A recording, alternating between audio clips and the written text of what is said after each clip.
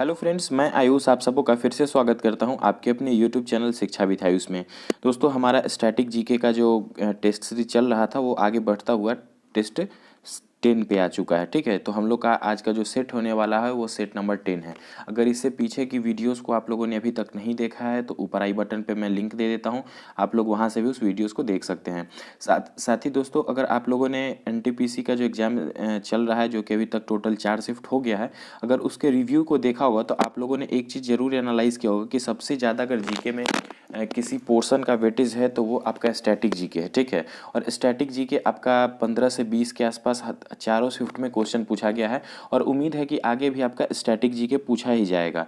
देखिए, अगर एनटीपीसी की बात करेंगे तो ये एक आपका नॉन टेक्निकल पॉपुलर कैटेगरीज के लिए पोस्ट के लिए एग्ज़ाम होता है, तो इसमें आपका जो साइंस का वेटेज जाहिर सी बात है कम हो जाता है। और जीके को देखेंगे तो स्टैटिक जीके का पोर्शन ज़्यादा से ज़्यादा हो जाता है।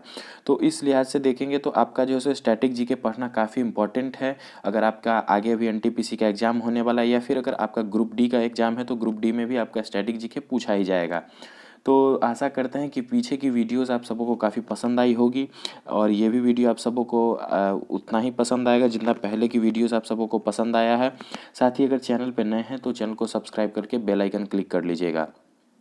साथ ही दोस्तों, अगर वीडियो आप सबों को अच्छा लगा हो तो वीडियो को लाइक ज़रूर कीजिएगा, अपने फ्रेंड सर्कल में ज़्यादा से ज़्यादा शेयर कीजिएगा वीडियो को, ताकि आप सबों की तरफ से एक छोटा सा प्यार उपहार हमें भी मिल सके। साथ ही दोस्तों, आइए हम लोग स्टार्ट करते हैं बिना देर किए अपना प्रैक्टिस सेट नंबर 10। तो फ्रेंड्स, प्रैक्टिस सेट नंबर 10 का फर्स्ट नंबर क्वेश्चन है कि निम्न में से कौन शब्द का प्रयोग भारतीय रिजर्व बैंक के मौद्रिक नीति बनाने में प्रयोग नहीं होता है। ठीक है, तो कौन से शब्द का प्रयोग मौद्रिक नीति बनाने में नहीं होता है? तो नगद आरक्षी अनुपात का यूज होता है, रेपो रेट का भी यूज होता है, बैंक रेट का भी यूज होता है, ब्लू चिप का यूज नहीं होता है। ठीक है, तो इस प्रश्न के लिए राइट आंसर हो जाएगा आपका ब्लू चिप। ब्लू चिप क्या होता है? तो एक तरह का आपका फाइनेंशियल साउंड कंपनी होती है। ठीक है, फाइनेंशियल साउंड की कंपनी है एक ब्लू चिप। नेक्स्ट देखते हैं, क्वेश्चन नंबर सेकंड है हमारा। एक तरफ जो है सो आपका कुछ शॉर्ट वर्ड्स दिए हुए हैं और उसके फुल फॉर्म को पूछा गया है। तो सबसे फर्स्ट में है आपका WTO। WTO क्या होता है? वो तो वर्ल्ड ट्रेड ऑर्गेनाइजेशन। फिर है CNG, तो CNG compressed natural gas. SMS हो जाएगा शॉर्ट मैसेजिंग सर्विसेज और RAM आपका हो जाएगा रैंडम एक्सेस मेमोरी। तो इस तरह से अगर देखते हैं तो इस प्रश्न के लिए राइट कूट हो जाएगा आपका ऑप्शन नंबर C। ठीक है, ऑप्शन नंबर C जो है सो राइट कूट हो जाएगा। WTO पता है, World Trade Organization, United Nation के द्वारा बनाया गया एक ऑर्गेनाइजेशन है। साथ ही CNG के बारे में आप सबको को पता ही है, SMS शॉर्ट मैसेजिंग सर्विस। और RAM आपका क्या होता है? जो कि कंप्यूटर या फिर फ़ोन में यूज होने वाला एक जो है सो टेम्पोररी कह सकते हैं कि मेमोरी कार्ड होता है। नेक्स्ट क्वेश्चन है क्वेश्चन नंबर 3, निम्नलिखित में से कौन सा कथन असत्य है? ठीक है, तो कुछ कथन दिए गए हैं, उसमें से आपको असत्य कथन के बारे में बताना है। तो देखते हैं, फर्स्ट है आपका कि पोलो पहले ईरान में खेला जाता था लेकिन आधुनिक पोलो की शुरुआत भारत में हुई। ठीक है, तो ये ऑप्शन आपका सही है। दूसरा है कि मध्यकाल में इसे चौगान के नाम से जाना जाता था। तो जी हाँ, मध्यकाल में जो है सो चौगान के नाम से जाना जाता था। जैसे चौगान से देख लीजिएगा, जैसे कुतुबुद्दीन ऐबक जो थे आपके, ठीक है, कुतुबुद्दीन ऐबक, उनकी मृत्यु चौगान खेलते समय हुई थी। और चौगान आपको ध्यान में होगा कि पोलो को ही बोला जाता था। तीसरा है अंतर्राष्ट्रीय पोलो संघ का मुख्यालय लुसाने स्विट्जरलैंड में। तो ये भी सही है। तो इस प्रश्न के लिए आपका राइट आंसर हो जाएगा ऑप्शन नंबर D। यहाँ पर कोई भी कथन क्या है? असत्य नहीं है, तीनों के तीनों कथन सत्य हैं।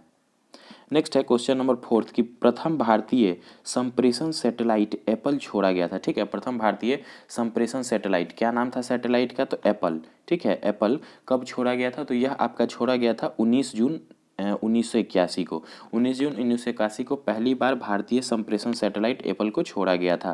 नेक्स्ट है क्वेश्चन नंबर 5 है, फिलोलॉजी के अंतर्गत अध्ययन होता है। ठीक है, फिलोलॉजी के अंतर्गत अध्ययन होता है। तो फिलोलॉजी के अंतर्गत आपके भाषा का अध्ययन होता है। ठीक है, भाषा के अध्ययन को क्या बोलते हैं? फिलोलॉजी बोलते हैं। साथ ही अगर खोपड़ियों के अध्ययन की बात करेंगे तो खोपड़ियों के अध्ययन को आपको न्यूरोलॉजी बोला जाता है। ठीक है, न्यूरोलॉजी खोपड़ियों के अध्ययन को बोला जाता है। और चट्टानों के अध्ययन को बोला जाता है आपका पेट्रोलॉजी। ठीक है, चट्टानों के अध्ययन को क्या बोला जाता है? तो पेट्रोलॉजी चट्टानों के अध्ययन को बोला जाता है। तो इस तरह से आपका 5th नंबर क्वेश्चन के लिए राइट आंसर हो जाएगा ऑप्शन नंबर B। एक फ्रेंड थे दोस्त जो कि कमेंट कर रहे थे कि सर हर ऑप्शन को डिस्कस कीजिए। तो दोस्तों देखिए, जहाँ तक होता है ज़्यादा से ज़्यादा ऑप्शन को मैं डिस्कस कर देता हूँ। उससे क्या होता है कि जो आपका इम्पोर्टेंट है, जो कि आपका इससे रिलेटेड बनता है और पूछे जाने की जिसकी संभावना है, तो मैं उस चीज़ को कर देता हूँ। अगर एक एक ऑप्शन को की बात करेंगे तो अगर उस टाइप से मैं करूँगा तो एक वीडियो आपका 1 घंटे का लंबा हो जाएगा। और अभी जिस तरह से आपका एग्ज़ाम नज़दीक है, तो एक वीडियो में आप लोग भी 1 घंटा समय नहीं दे पाएंगे, हम भी 1 घंटा समय नहीं दे पाएंगे। तो उससे है कि हम लोग क्या है कि 12-15 मिनट में पूरा 20 क्वेश्चन कंप्लीट कर लेते हैं। और जहाँ तक बात रही डिस्कशन की, तो मैं हर क्वेश्चन से रिलेटेड जो भी मुझे सही लगता है अपने हिसाब से मैं उस चीज़ को डिस्कस कर ही देता हूँ। तो दोस्तों वीडियो को ज़्यादा से ज़्यादा लाइक करते रहिएगा। आइए हम लोग देखते हैं next number question, question number 6। ठीक है, क्वेश्चन नंबर 6 क्या है कि Bhabha atomic research centre bark की स्थापना कब हुई थी। ठीक है, तो Bhabha atomic research centre bark की स्थापना कब हुई थी। तो बार्क की अगर स्थापना की बात करेंगे तो यह आपका 1954 में हुआ था। ठीक है, 1954 में बार्क की स्थापना हुई थी, भाभा एटॉमिक रिसर्च सेंटर। साथ ही अगर भाभा एटॉमिक रिसर्च सेंटर की बात करेंगे तो इसकी स्थापना किसने किया था, होमी जहांगीर भाभा ने। ठीक है, होमी जहांगीर भाभा ने। और अगर इसके मुख्यालय की बात करेंगे तो इसका मुख्यालय है ट्राम्बे। ठीक है, ट्राम्बे जो कि मुंबई महाराष्ट्र में है। ठीक है, ट्राम्बे मुंबई महाराष्ट्र में है। साथ ही अगर 1954 से भी एक चीज़ ध्यान आ गया कि 1954 से आपका भारत रत्न, ठीक है, भारत रत्न जो है सो 1954 से दिया जाता है। मतलब भारत रत्न की शुरुआत 1954 से हुई थी। नेक्स्ट देख लेते हैं, निम्न में से किस फसल की खेती भारत के माननीय उच्चतम न्यायालय द्वारा निषिद्ध है। ठीक है, तो कौन से फसल की खेती जो है सो उच्चतम न्यायालय के द्वारा प्रतिबंधित है, निषिद्ध है, तो वो आपका है लेथाइरस। ठीक है, लेथाइरस जो कि क्या बोला जाता है, खेसारी, मतलब एक तरह का एक दाल होता है। ठीक है, और एक तरह का दाल होता है जो कि आपका बहुत सारे कंट्री में इसका खेती करना या फिर इसका सेवन करना बैन है। तो उसी तरह से भारत में भी जो है सो यह बैन है, लेथाइरस खेसारी। इससे क्या होता है कि आपका मेंटल डिसऑर्डर होने की शिकायत आती है इंसानों में। इंसान में मतलब मेंटल डिसऑर्डर का प्रॉब्लम, न्यूरॉन्स का भी ज़्यादा प्रॉब्लम हो जाता है। नेक्स्ट है क्वेश्चन नंबर 8 कि शांत घाटी बचाओ का नारा किसने दिया था। ठीक है, शांत घाटी बचाओ, तो शांत घाटी बचाओ का नारा दिया था सुगाथा कुमारी ने। ठीक है, शांत घाटी बचाओ का नारा किसने दिया था, सुगाथा कुमारी ने शांत घाटी बचाओ का नारा दिया था। साथ ही अगर देख लेते हैं मेधा पाटकर के बारे में, तो नर्मदा बचाओ आंदोलन। ठीक है, नर्मदा बचाओ आंदोलन मेधा पाटकर के द्वारा दिया गया था। नेक्स्ट देखते हैं क्वेश्चन नंबर 9। ठीक है, 9 नंबर अगर देख लेते हैं तो निम्नलिखित में से कौन एक सरोद वादक नहीं है। ठीक है, तो सरोद वादक नहीं है, तो आइए देख लेते हैं कौन हो जाएगा। तो अगर अली अकबर खां की बात करेंगे तो अली अकबर खां आपके सरोद वादक हैं। अल्लाह रखा खां, तो अल्लाह रखा खां आपके तबला वादक हैं। ठीक है, अल्लाह रखा खां क्या हो जाएंगे, तबला वादक। तो इस प्रश्न के लिए आपका राइट आंसर हो जाएगा ऑप्शन नंबर बी। ठीक है, 9 का बी हो जाएगा ऑप्शन नंबर। तो सरोद वादक देख लीजिए, सरोद वादक हो जाएंगे आपके अली अकबर खां, अलाउद्दीन खां और अमजद अली खां, तीनों आपके सरोद वादक हैं। और बात रही अल्लाह रखा खां की, तो अल्लाह रखा खां आपके तबला वादक हैं। नेक्स्ट क्वेश्चन है क्वेश्चन नंबर 10 कि भारतीय रिजर्व बैंक आरबीआई के गठन की सिफारिश किस आयोग ने की थी। तो आरबीआई के गठन की सिफारिश किस आयोग ने की थी, तो हिल्टन यंग कमीशन ने। ठीक है, किस कमीशन ने किया था, तो हिल्टन यंग कमीशन ने आरबीआई के गठन की सिफारिश की थी। और आरबीआई का अगर राष्ट्रीयकरण की बात होगी तो आरबीआई का राष्ट्रीयकरण 1949 में किया गया था। आरबीआई का मुख्यालय कहाँ पे है, तो आरबीआई का मुख्यालय आपका मुंबई में है। आरबीआई से रिलेटेड आपका हर सेट में एक आध क्वेश्चन देखने को मिल ही जा रहा है। नेक्स्ट देखते हैं क्वेश्चन नंबर 11 है आपका, क्वेश्चन नंबर 11 है कि शास्त्रीय संगीत पर प्रसिद्ध रचना राधा गोविंद संगीत सागर के रचयिता हैं। ठीक है, शास्त्रीय संगीत पर आधारित या प्रसिद्ध एक रचना है, क्या नाम है रचना का, तो राधा गोविंद संगीत सार। इसके रचनाकार कौन है, ठीक है, राधा गोविंद संगीतकार के रचनाकार कौन है, तो ये आपका देवर्षि भट्ट ब्रजपाल। ठीक है, देवर्षि भट्ट ब्रजपाल राधा गोविंद संगीत सार के रचयिता हैं। नेक्स्ट क्वेश्चन है यूकी भांबरी किस क्षेत्र से संबंधित है। ठीक है, यूकी भांबरी किस क्षेत्र से संबंधित हैं, तो यूकी भांबरी आपके एक टेनिस खिलाड़ी हैं। ठीक है, यूकी भांबरी एक टेनिस खिलाड़ी है जो कि भारत की ही हैं। ठीक है, भारत की ही हैं। यूकी भांबरी एक टेनिस खिलाड़ी हैं, कहाँ के हैं, भारतीय टेनिस खिलाड़ी। नेक्स्ट है नेपाल की मुद्रा है, तो नेपाल की मुद्रा क्या हो जाएगी, नेपाल की मुद्रा को क्या बोला जाता है, तो नेपाल की मुद्रा को रुपया बोला जाता है। ठीक है, नेपाल की मुद्रा को भी रुपया बोला जाता है। और नेपाल की अगर कैपिटल की बात करेंगे तो नेपाल का कैपिटल काठमांडू, काठमांडू आप सबों को पता ही होगा। साथ ही अगर टका की बात कर लेंगे तो टका आपका बांग्लादेश का, ठीक है, टका जो है सो आपका बांग्लादेश की मुद्रा है, बांग्लादेश की मुद्रा है। नेक्स्ट क्वेश्चन है क्वेश्चन नंबर 14 कि नेशनल डिफेंस अकादमी कहाँ स्थित है। तो नेशनल डिफेंस एकेडमी की बात करेंगे तो नेशनल डिफेंस एकेडमी आपका पुणे में स्थित है, ठीक है। नेशनल डिफेंस एकेडमी कहाँ पे स्थित है, तो नेशनल डिफेंस एकेडमी पुणे में स्थित है। नेक्स्ट है किस विदेशी यात्री ने पान और नारियल के बारे में विस्तार से लिखा था। तो पान और नारियल के बारे में किसने विस्तार से लिखा था, तो इब्न बतूता, ठीक है। पान और नारियल के बारे में विस्तार से लिखने वाला इतिहासकार या फिर कह सकते हैं कि लेखक कौन था, तो इब्न बतूता। इब्न बतूता के बारे में देख लीजिए तो इब्न बतूता आपका मोरक्को का, ठीक है, मोरक्को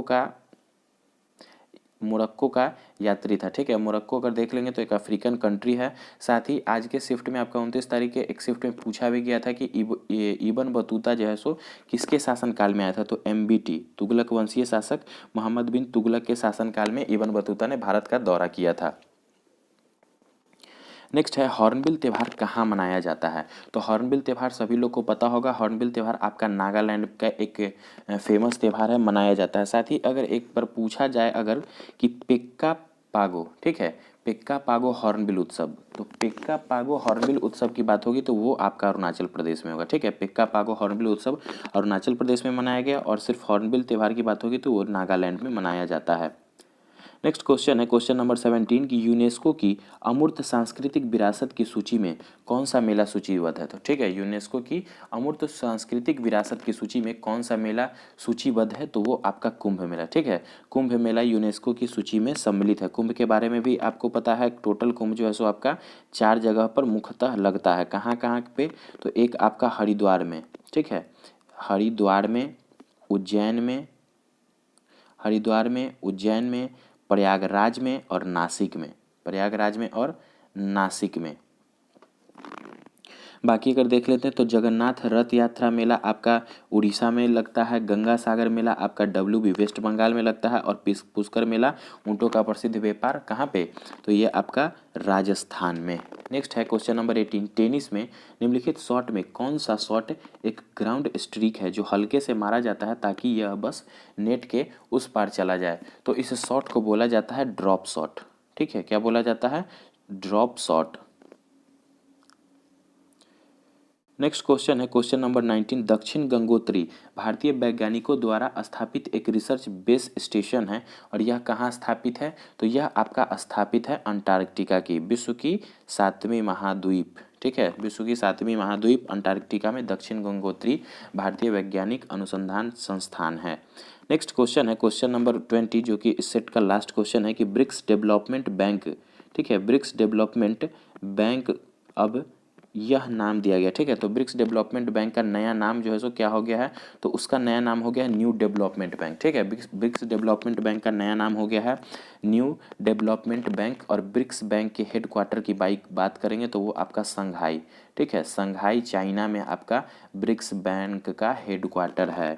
और ब्रिक्स के बारे में अगर देख लेते हैं तो ब्रिक्स का फुल फॉर्म देख लीजिए। ब्रिक्स संगठन आपका 5 देशों का समूह है, साउथ अफ्रीका, चाइना, इंडिया, रसिया और ब्राज़ील, ठीक है। इन 5 देशों का संगठन है। तो इस तरह से फ्रेंड्स आपका सेट नंबर 20 कंप्लीट होता है। आशा करते हैं कि बाकी वीडियोस की तरह आप लोग इस वीडियोस पे भी अपना प्यार दिखाइएगा। साथ ही वीडियो अगर अच्छा लगेगा तो वीडियो को लाइक कीजिएगा, ज़्यादा से ज़्यादा दोस्तों तक शेयर कीजिएगा। चैनल पर नए हैं तो चैनल को सब्सक्राइब करके बेल आइकन क्लिक कर लीजिएगा फ्रेंड्स। वीडियो में लास्ट तक बने रहने के लिए फ्रेंड्स बहुत बहुत धन्यवाद।